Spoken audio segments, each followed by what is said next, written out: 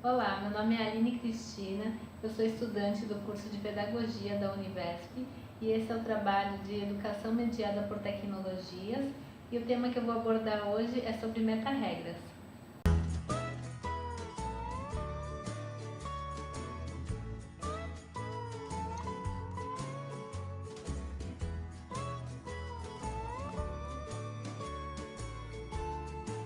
O tema meta-regras ele foi abordado na disciplina de Produção de Texto e Comunicação.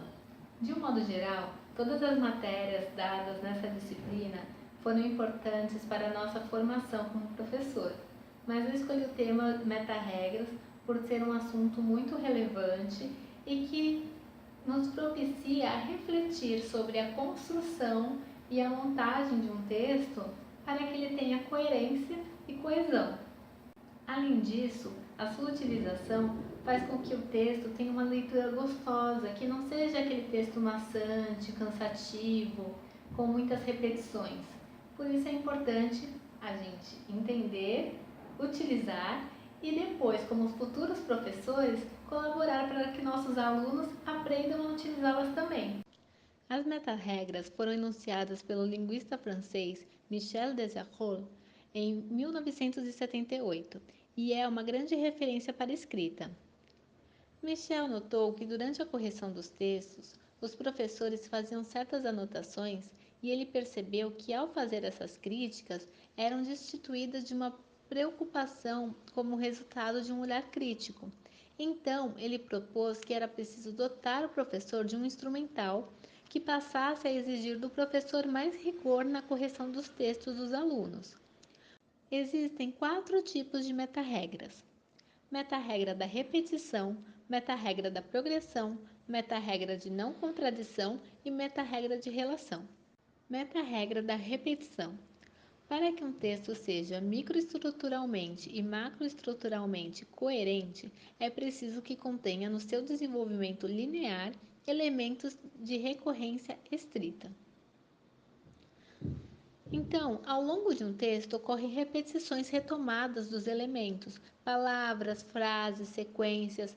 Essa retomada pode ser feita por pronomes e pelas terminações verbais que os indicam, ou por palavras e expressões sinônimas. Também podemos repetir a mesma palavra e expressão, o que deve ser feito com cuidado, a fim de que o ritmo não seja prejudicado. Meta-regra da progressão. Para que um texto seja microestruturalmente ou macroestruturalmente coerente, é preciso que haja no seu desenvolvimento uma contribuição semântica constantemente renovada. Num texto coerente, o conteúdo deve progredir, ou seja, devemos sempre acrescentar informações ao que foi dito. A progressão complementa a repetição. Esta garante a retomada de elementos passados. Aquela garante que o texto não se limite a repetir indefinitivamente o que já foi colocado. Dessa forma, equilibramos o que já foi dito com o que vai se dizer, garantindo a continuidade do tema e a progressão do sentido. Meta-regra da não contradição.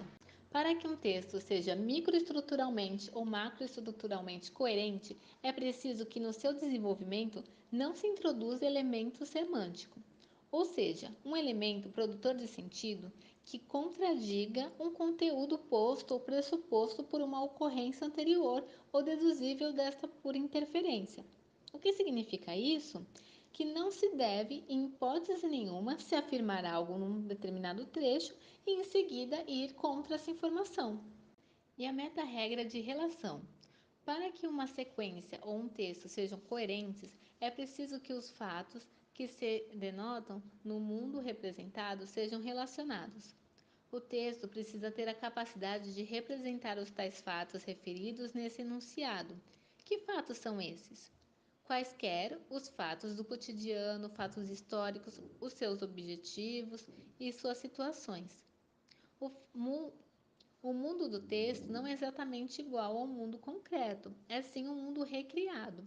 Mesmo assim, segundo o que se defende aqui nessa meta-regra, é preciso que o texto seja capaz de representar esses fatos, essas situações, objetos e personagens.